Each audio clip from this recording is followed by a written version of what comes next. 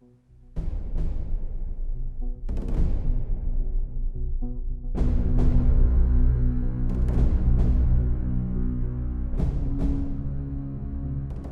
have spent more than $2 billion on the greatest scientific gamble in history, and we have won.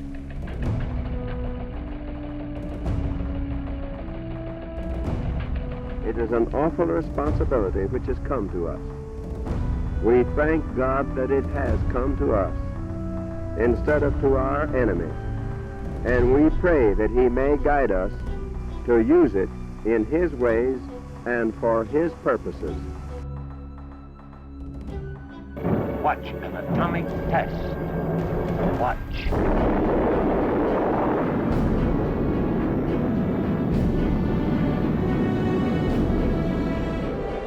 The atomic age has moved forward at such a pace that clearly, if the peoples of the world are to conduct an intelligent search for peace, they must be armed with the significant fact. This government, as promised, has maintained the closest surveillance of the Soviet military buildup on the island of Cuba. The purpose of these bases can be none other than to provide a nuclear strike capability against the Western Hemisphere.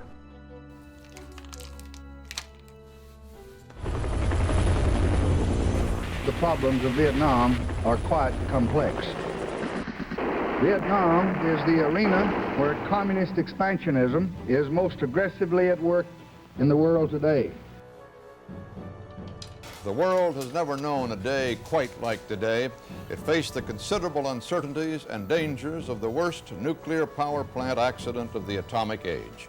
And the horror tonight is that it could get much worse.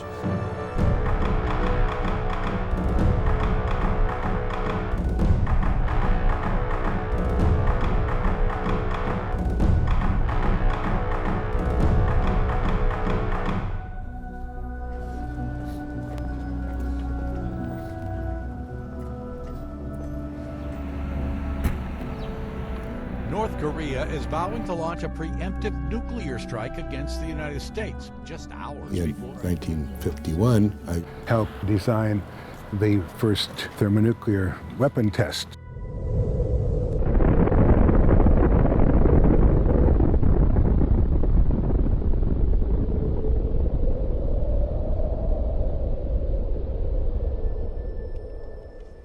He's taken ownership of that thing that he helped build, the hydrogen bomb. He is a complete expert in nuclear proliferation problems and missile defense problems. Really very important is the preservation of a democratic system, so that people should be interested and able in a democratic way to determine their future. That's really the biggest risk.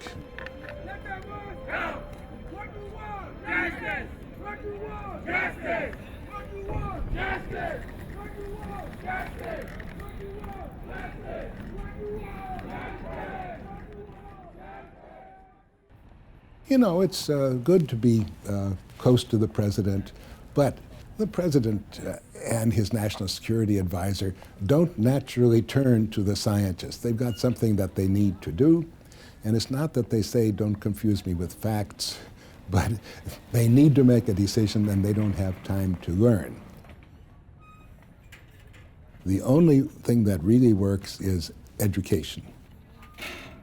Many presidents have said the equivalent of, I agree with you, I know what I have to do, now make me do it. I never met personally alone with Eisenhower. He came into a meeting where we were, and then I met personally with Kennedy, Johnson, as part of the President's Science Advisory Committee, then Nixon, and you met with Nixon? Yeah, and Carter, Jimmy Carter. After Reagan, George H.W. Bush, just plain old George Bush. And you were pretty active in the Clinton administration. Yeah, yes. You know, aside from their position, they're really ordinary people. And they should try to remember that.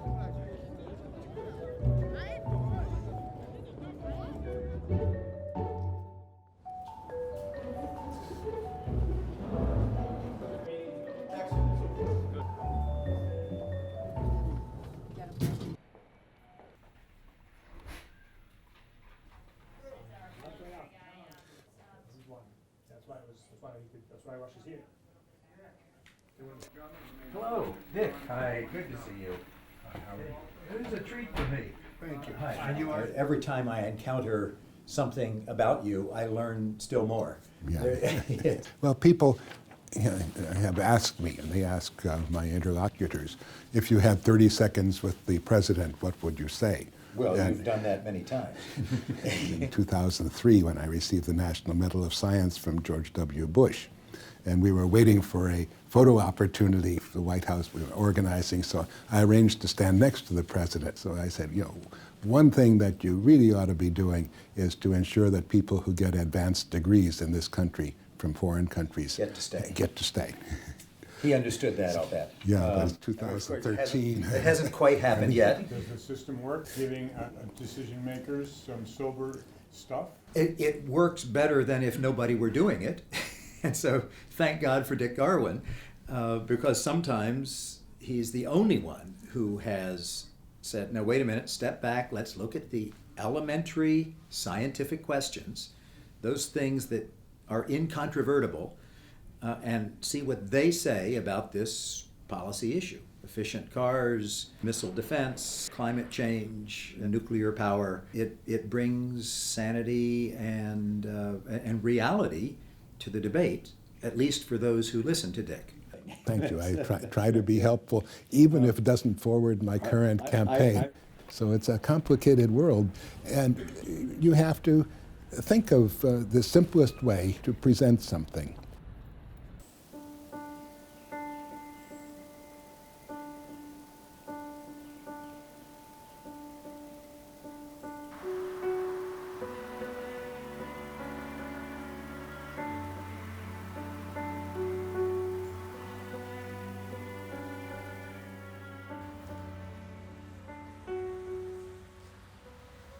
Fuller Lodge and the Los Alamos Boys School is why Los Alamos is here.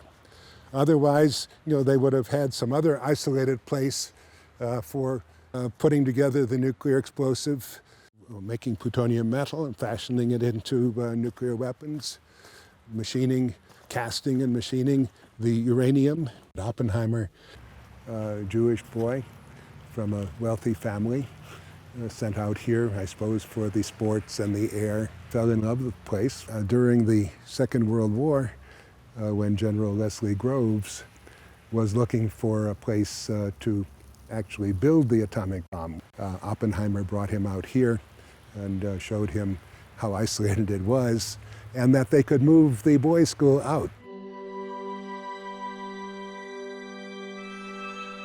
This was never a part of the Los Alamos laboratory. This was only the reason the Los Alamos laboratory is here. So they shut it down, they moved the students out. I don't know where they all went.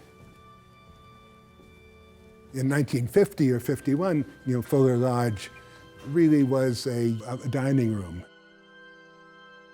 And so I would come over with Fermi, just walking the few blocks.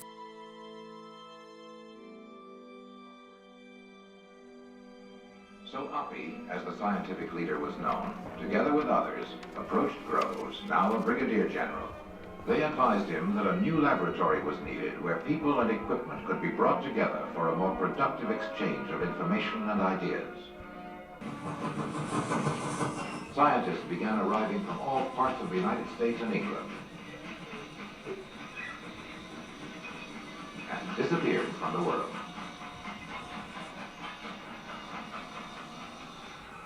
As Oppenheimer put it, the notion of disappearing into the New Mexico desert for an indeterminate period and under quasi-military auspices disturbed a good many scientists and the families of many more.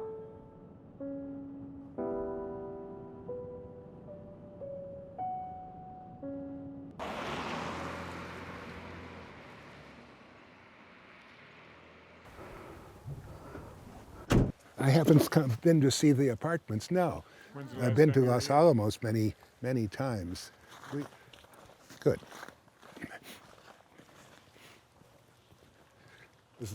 That entrance there, and we lived up above.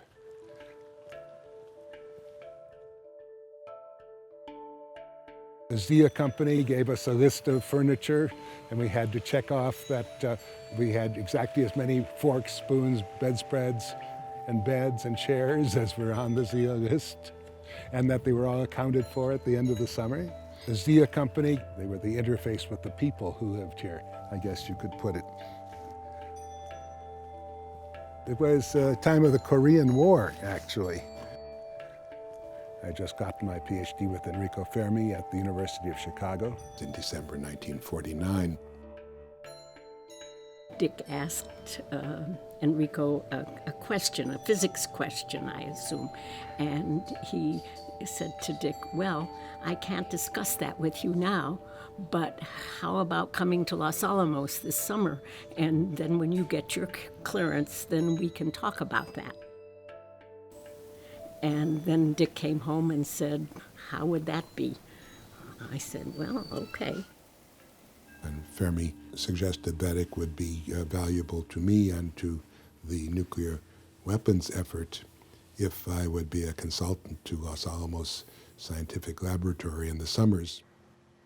We shared an office in the theoretical division, which was right there by Ashley Pond. Eisenhower came in and promised to get us out of Korea. The ancient horror of war.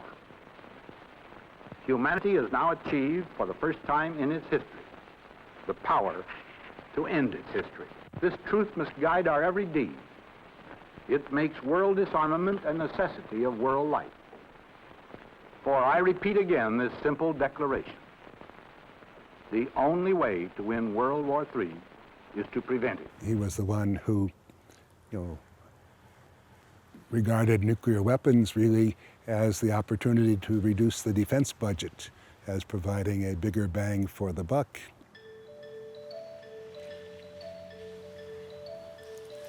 It was really nice.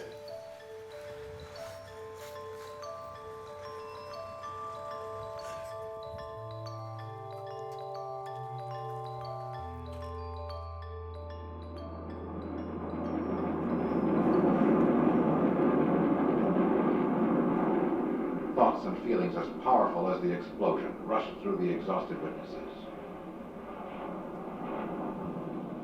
What have we done?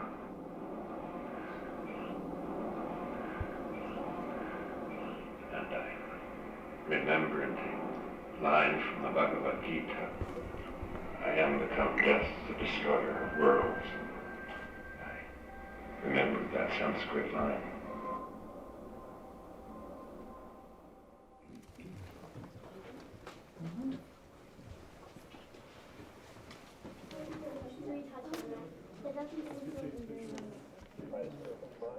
Here are the two first bombs. This is the little boy, the uranium-235 gun-assembled weapon that destroyed Hiroshima on August 5th, 1945. And here's the Fat Man, the plutonium-fueled implosion weapon. It weighed, it says, 11,000 pounds. It had a yield of 21,000 tons of TNT, and it compressed plutonium, an initial solid ball, into a supercritical mass. Here's a picture of people on Tinian. Here is Harold Agnew, whom you interviewed.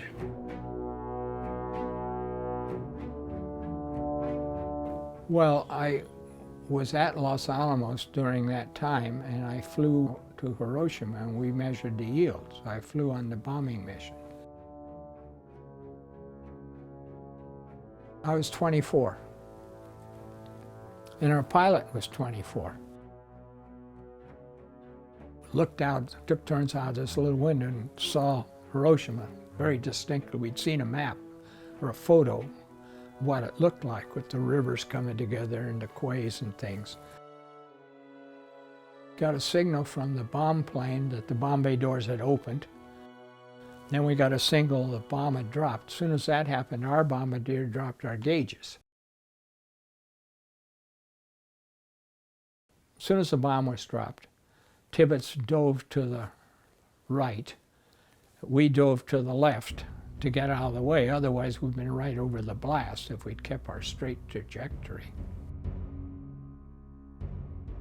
I felt it, I saw the flash, and then I took pictures. And I took pictures of the cloud. But this is after. We felt the blast, the shock wave, 2 shock waves, one direct shock, one reflected off of the ground. It really shook us up. And we got data and recorded it, returned safely.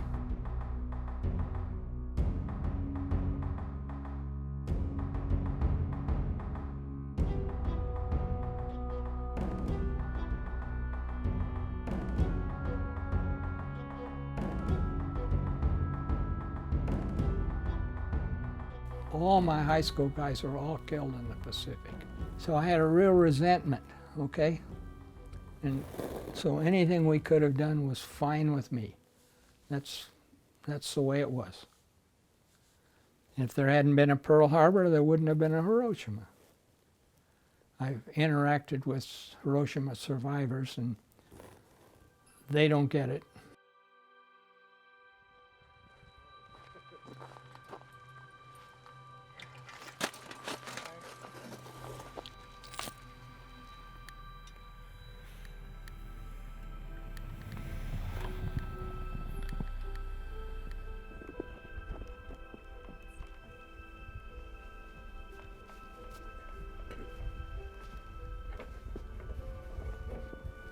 So we can go inside, but watch your, ooh, the snow is steep. This is where the gadget was assembled, which is the very first atomic test that was detonated in southern New Mexico. Los Alamos was the place created with Oppenheimer in charge to build the bombs. Fermi was making the reactor in order to be able to make plutonium, which could be chemically separated from the uranium in order to make bombs. This is where they did early assembly work for the combat units for the Fat Man weapon.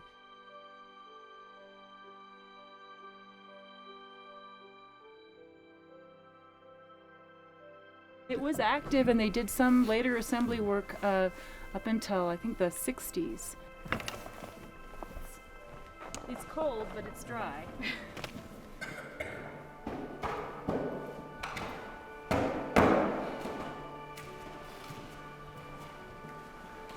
We have a series of little notes on the wall. You can tell from here there's many more phone numbers. This is where the phone used to be. Yeah. Just technical details. When you work with explosives, you really worry about sparks. There's the big stuff. Even more than fire. You know, explosives will burn mostly, but they may explode. But you see these lightning conductors. So there are lightning arresters up on top because it's always lightning here in the summertime. Exactly.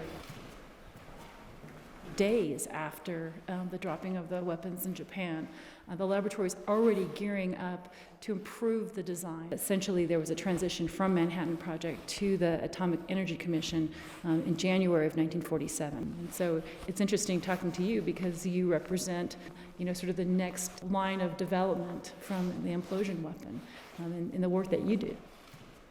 It's certainly of historic importance because that's where the early first nuclear weapon was made. And you have a candy kettle for melting the explosives. People didn't decide what would be the best thing to do, but what would be good enough to do it in time.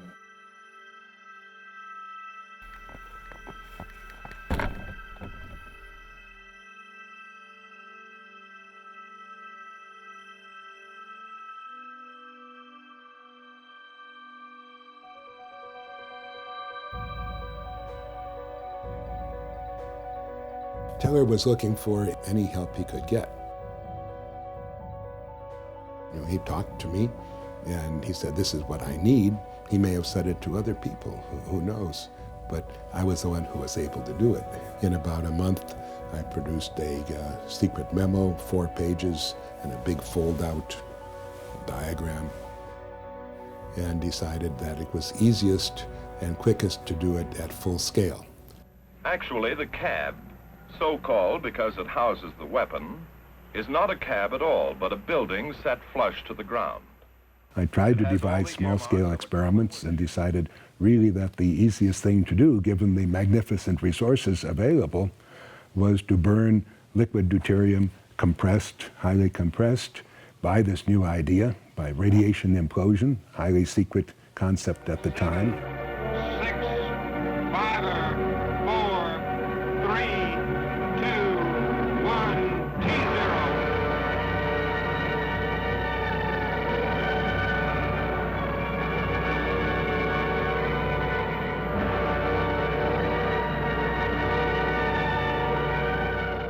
Robust at almost 11 megatons yield. Almost 1,000 times that of the original Hiroshima bomb.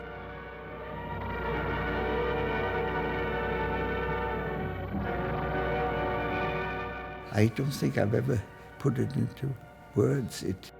The bomb went off and I thought we were all alone in the world and the world had come to an end. I remember distinctly the heat wave on the face and then the sound and then the clouds forming overhead, mushroom clouds. And I've not forgotten it. It's impressive to see an H-bomb go off from within a few 10 kilometers. It started to rain, and it did that, and it turned out that there was a highly radioactive rain. The ship has never been useful ever since. And we all took off our clothes and threw them overboard and took a shower. Afterwards, of course, the tower was gone, but so was the island. Before the blast. And here is the same area after the blast, showing the crater caused by mine. And I probably saw the test from as near as anybody. And I'm probably now one of the few people left who monitored the test.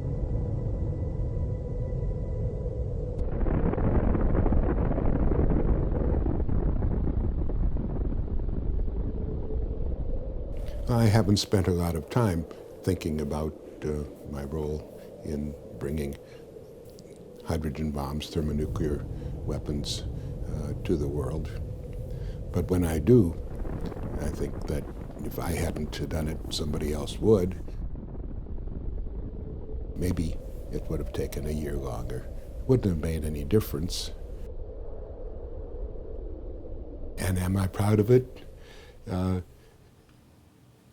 Yes, but not because it was destructive, but because it was, was honest. It was a thing to do. It was in the interests of the country as the leadership saw it at the time. The importance of a scientific discovery is not measured by its consequences. A scientist has an extremely important job, and that is to make science. Albert Einstein said that is the right to pursue truth means that we must not conceal even the smallest fact that we have discovered. Today, a new moon is in the sky, a 23-inch metal sphere placed in orbit. Present, Russia has launched an Earth satellite. They also claim to have had a successful firing of the intercontinental ballistics missile, none of which this country's done. I asked you, sir, what are we going to do about it? That seems to signal a new freezing spell in the Cold War.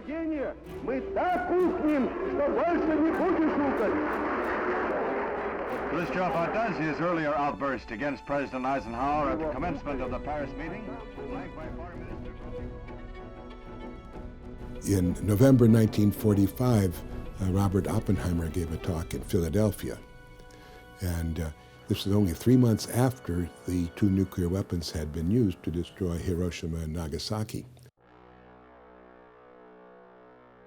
Oppenheimer said that if nuclear weapons were used in a future war between 2 nuclear-armed powers, they would be used by the thousands or by the tens of thousands. Hans Bethe a physicist from Cornell who had headed the theoretical effort at Los Alamos that produced the first nuclear weapons, said that nobody who was at Los Alamos in 1945 thought that nuclear weapons would be produced in more than a few hundred.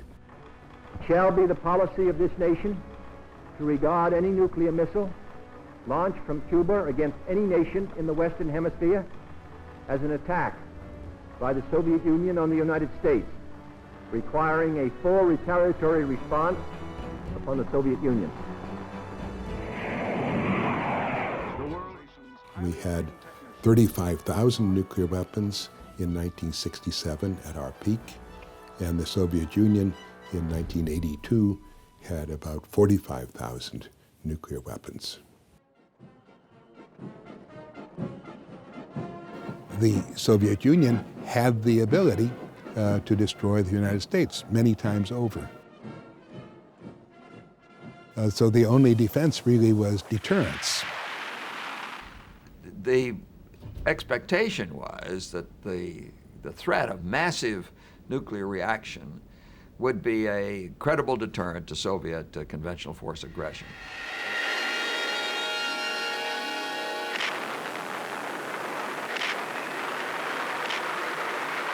A lot of my writings over the decades have been, launch on warning if necessary because you don't have the ability to survive, but everybody really believes that you must have some forces that can survive and provide unacceptable punishment to the other side.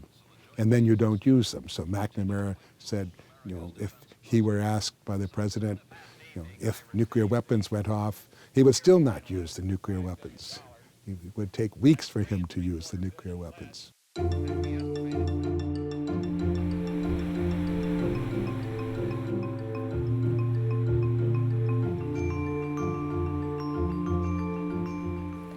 The idea that curiosity leads to disaster has an ancient pedigree.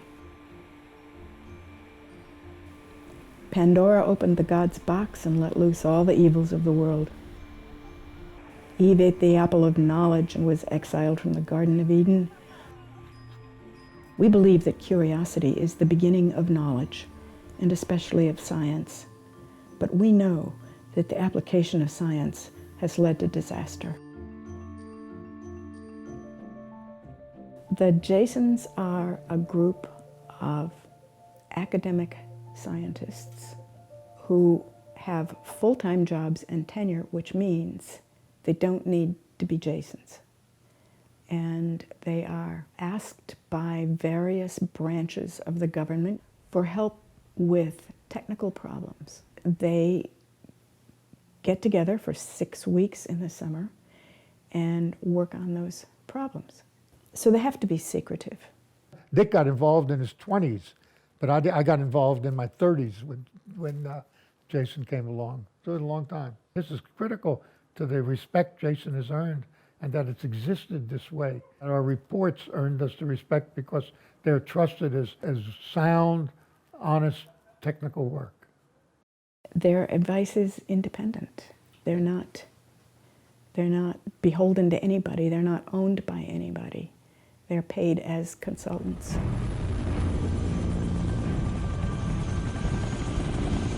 At that time, the atmosphere was extremely anti-establishment, anti-authoritarian, anti-military.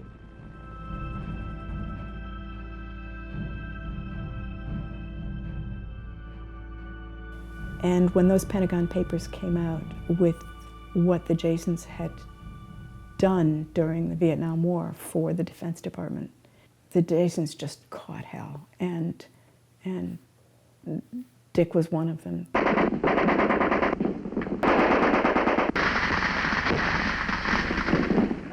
We had a summer study after the analysis of the bombing of North Vietnam, which said, this really isn't doing a lot of good, and you ought to restrict the bombing to south of Hanoi. And then we were asked, well, what could you do actually to prevent the infiltration? So that was the origin of the anti-infiltration barrier.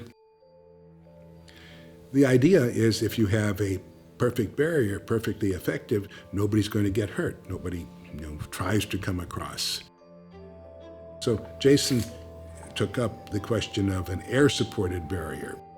We could use sensors on the ground, so we would map the Ho Chi Minh Trail, this network of roads and paths that were being used to bring supplies into South Vietnam. Between the time the sensor went off and the time bombs came was just minutes. The reason for doing this was they thought that it could slow the supplies and the infiltration enough that maybe North Vietnam would go to the bargaining table. A publication that called the Jasons the war professors. They'd be shouted down in scientific talks. It was tough for them. It wasn't that we were in favor of the war, it was there was a war. And some people actually resigned from government consulting because of Vietnam. Ultimately, you're a citizen before you're an advisor, and so if you're contributing to things that you can't tolerate, then you should resign and say what you think about it. I didn't think the Vietnam War was a good idea. I thought it was a very bad idea.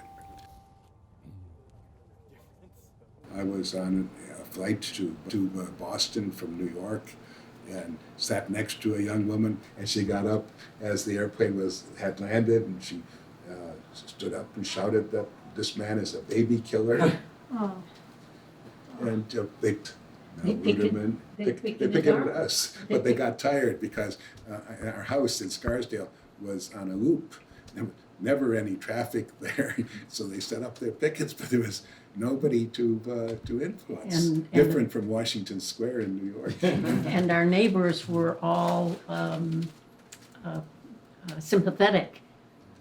They stayed inside their houses. They didn't come out, so that these picketers never saw a soul. Hi, Charles. Hi, Dick. How have you been? Okay. Nice to see you Glad again. to have the opportunity to talk today. I'm looking forward to it. Talk good. about the history of FAS and where we're going in the future. Yeah. FAS began as Federation of Atomic Scientists in November 1945, just a few months after the atomic bombs were used. A couple of months later, it was rebranded as Federation of American Scientists. At our heart, we've been working on reducing nuclear dangers, and we're trying to prevent nuclear war.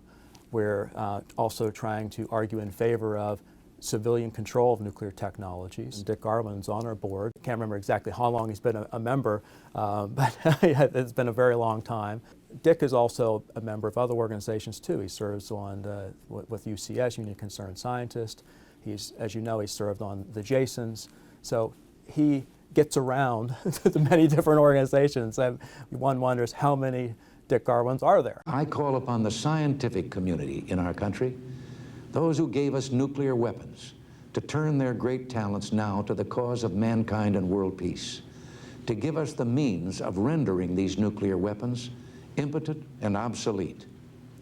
Around 1983, when President Reagan gave his famous speech about the Star Wars missile defense program, I was taking a naval history course at the Naval Academy, and my professor there said for the final paper we could write on any national security topic. And I decided I wanted to write on missile defense. And I saw this article by Richard Garwin and Hans Bethe. And frankly, I didn't know who you were at the time. I knew vaguely, I had maybe heard of Hans Bethe, a Nobel Prize winner, but didn't know much about him either.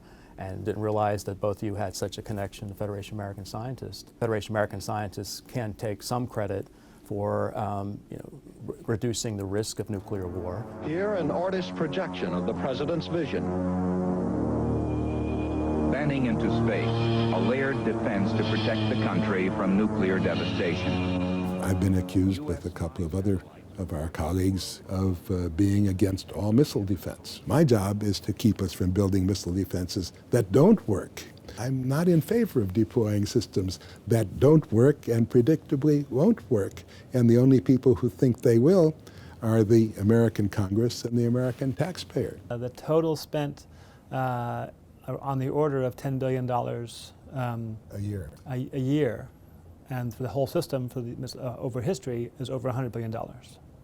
In the end, Bush decided to deploy it, and it's deployed. And we have it today, a system called the ground-based missile defense system that just doesn't work.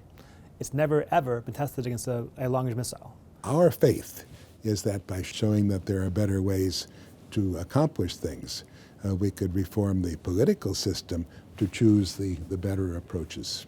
We are now have a problem that the Russians are maintaining more weapons than they need to try and overcome our systems that won't work. And the sad fact is that over the next 10 years, we're on pace to spend about $600 billion on nuclear weapons, for the missiles, the weapons, the ships, the subs, all.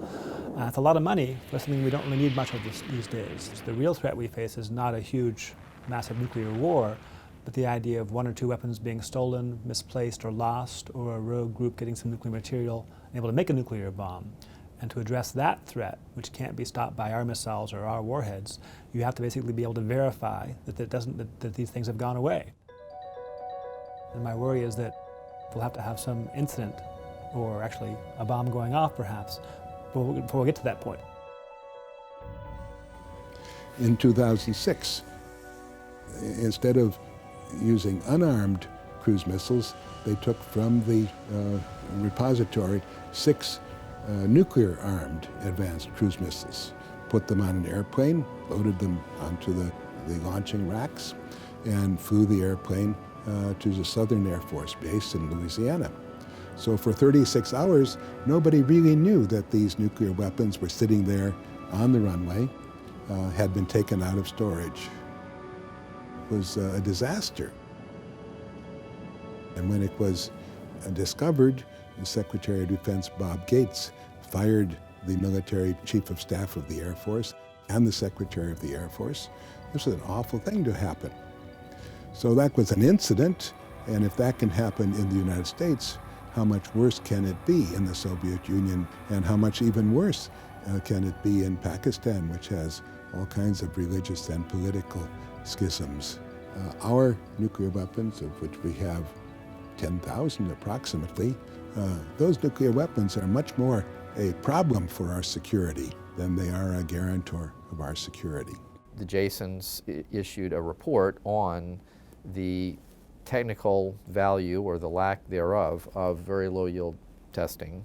And the results of that report, it tipped the balance in favor of a zero yield comprehensive nuclear test ban treaty, which was finally concluded in the summer of 1996, President Clinton being the first world leader to sign the Comprehensive Test Ban Treaty. We and the Chinese have not ratified, but the Russians have.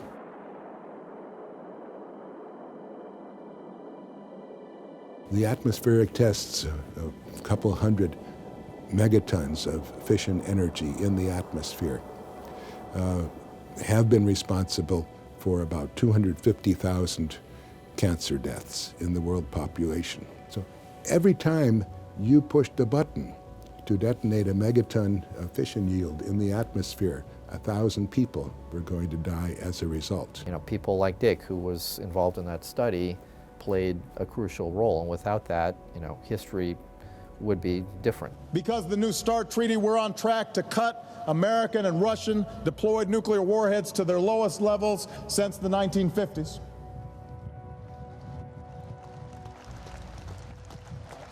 And maintain a strong and credible strategic deterrent while reducing our deployed strategic nuclear weapons by up to 1/3. And I intend to seek negotiated cuts with Russia to move beyond Cold War nuclear power. Oh, they've mowed their lawn. These other lawns are badly in need of mowing. And that's our house there, the house we used to have, with the red tile roof and the cream-colored stucco-like paint.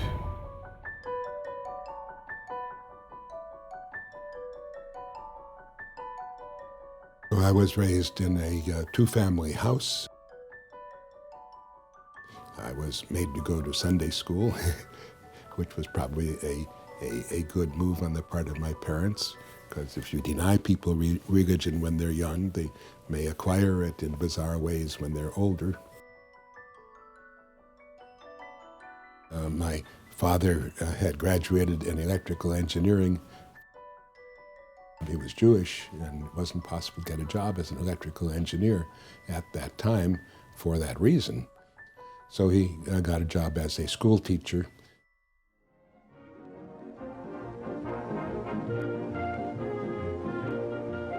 My father had to earn a living, and he did by having 2 or 3 jobs. Teaching first, and then motion picture projection operator, which was compatible with teaching because people go to movies in the evening and on weekends. So I saw, people working hard all my life.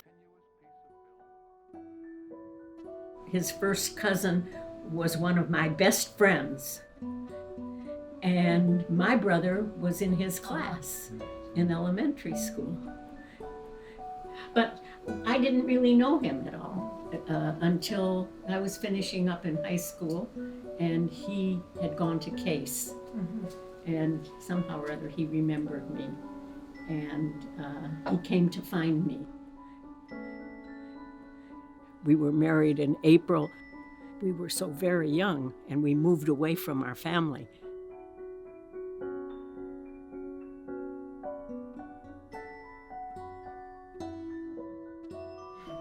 The kind of father that Dick was is that he always wanted to tell the children more than they wanted to know. And so they would come to him for an explanation. And I remember hearing one or the other one of them saying, well, I'd like to hear more, but I really don't have time. I've got to go back and do my studying, or I have to write my paper. Until 2 years ago, this was the way I drove to work every day. Soon after we bought our house in 1955, so I was 27 years old at that time, I remember walking around the bedroom and saying, look, what should I be doing in life? My family comes first, and then the country, the national security, the environment, and really very important is the preservation of a democratic system in the United States.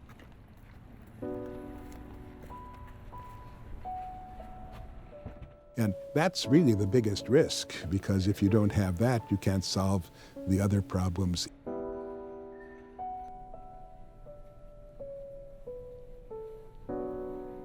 As I've been in this office since about 1979.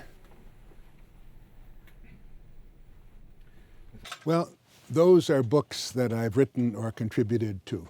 So they've really overflowed that space, but anyhow, the things with labels on them are things that I've written.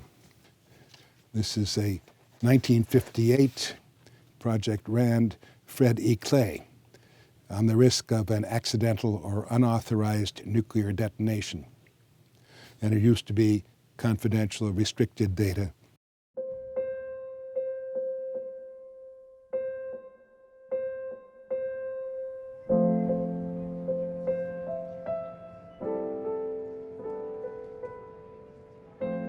Sometimes people say, after I give a talk, how can you sleep at night knowing all those things that can go wrong? Well, some of them I can control, some of them I can't. Sometimes the results of science could be out of control.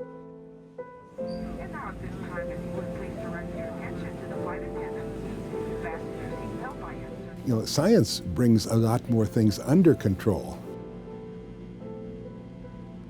Fundamentally, we have to hold our civilization together, and that means we must evolve.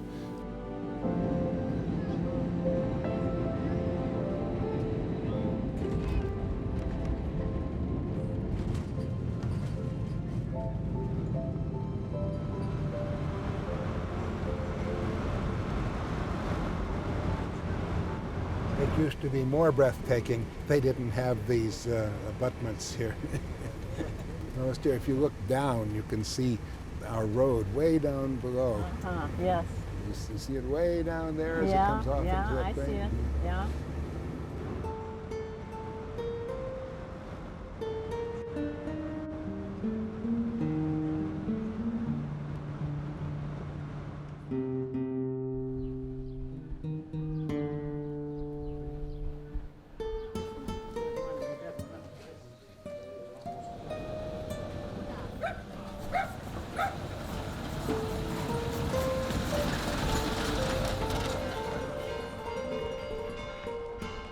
The first time I was here, it was in 1983, and it was a very tense period and very important for everybody because it was the Cold War.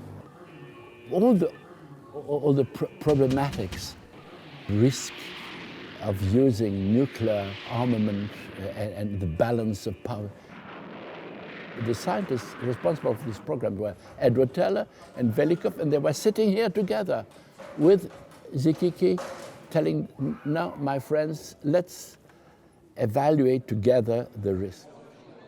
The meaning of Erice was to have a point in the planet where people eating spaghetti discussed about some of the most dangerous things that could happen to the planet at this time, because they had direct relation to President Reagan, in the case of America, direct relation with the Kremlin, and according to what they said, they could destroy the world or save it.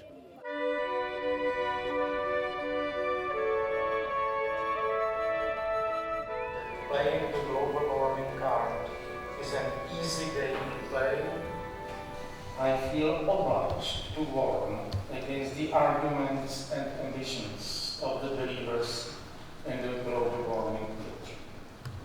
Their arguments and ambitions are very similar to those we used to live with decades ago under communism. Even the rhetoric for me sounds very, very similar. It's difficult to prove that the human effect on the climate can be measured. The economic losses connected with the warming we may expect will be very small. The loss generated as a result of the completely useless fight against global warming would be far greater. Thank you for your attention. Thank you very much for the lecture. I have two problems with it. One is to impute to those people who want to have carbon taxes the desire to impose on others.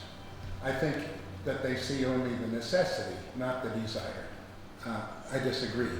I don't believe that they are motivated by the old authoritarian communist tendencies. Dick didn't agree, and he said so very calmly and very clearly without any doubt. And coming from him, it had carried a lot of weight. Without offending anyone, the man speaks softly, speaks slowly, he doesn't shout. All this makes it possible for him to clearly state his position without unnecessarily raising the heat. Good evening. The world has never known a day quite like today. It faced the considerable uncertainties and dangers of the worst nuclear power plant accident of the atomic age. And the horror tonight is that it could get much worse. It is not an atomic... So what did you do when 3 Mile Island blew? I promptly went to the Incident Response Center. I was called there. And they put me in charge of a particular inquiry, which was to try to understand what became known as the hydrogen bubble. Several questions arose about that, and I was in charge of trying to sort that out. NRC representatives observed operations in the plant during the crisis. Inspectors monitored the reactor controls. Made some strategic telephone calls. 2 of people I contacted are in front of you. And it caused a lot of panic in the nearby neighborhood, as it would have. Some radiated steam escaped into the atmosphere before the plant could be sealed off, but officials said there is no threat to health. The plant is 10 miles southeast of Harrisburg. Later on, we figured out that it just wasn't so. There wasn't any hydrogen inside there. I don't think that's right. I think the hydrogen bubble was real, and there wasn't any oxygen. No, the hydrogen escaped through the relief valve, Dick, because that relief valve was cycled open and closed and open and closed. The hydrogen did escape, but not all of it escaped. But what we ascertained was even if there had been enough oxygen inside, the amount that was left couldn't have done anything. I recall that there was a relief valve at the top of the pressure vessel, but there was no remote control on it. It only had manual operation. You had to go up there and turn its handle.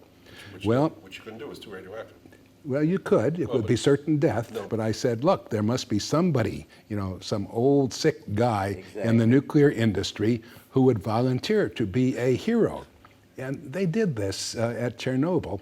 I don't know how voluntary it was, but they did get some divers to go down, certain death because of the high radiation level. On April 9th, the reactor stabilized and Governor Thornburg lifted his advisory. This means it is now considered safe for pregnant women and preschool children to return to their homes within a 5-mile radius of the 3 Mile Island site. Okay, well, those were exciting times. We were lucky that the pressure did not rise high enough to burst the containment, but that was dumb luck. But it was okay. I mean, it was okay. It was inside. Yeah, well, it was fine. and only a tiny bit of radiation escaped from 3 Mile Island in contradistinction to Chernobyl or Fukushima Daiichi.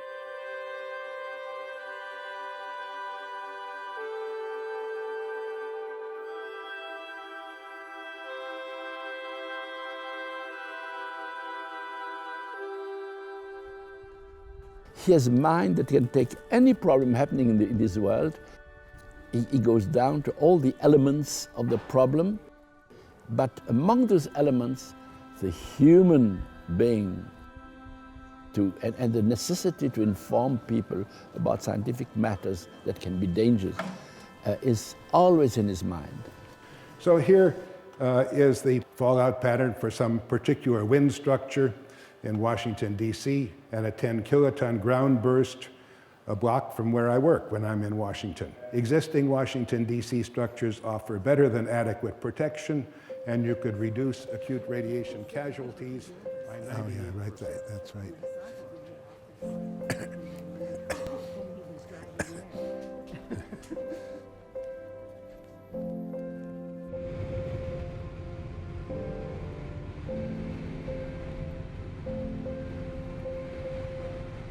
There it is. You see it?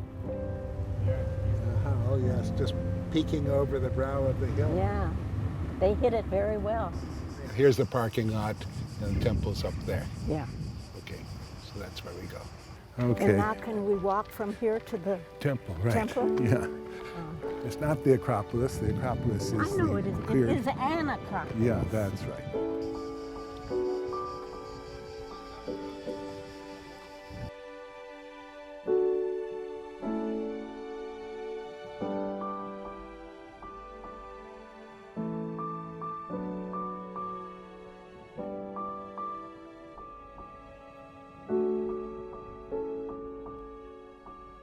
So the Roman Empire disappeared. Every other civilization has disappeared. And the United States, as the leader of civilization now, has problems. But it's pretty hard to argue for the total elimination of war when this country was born in war.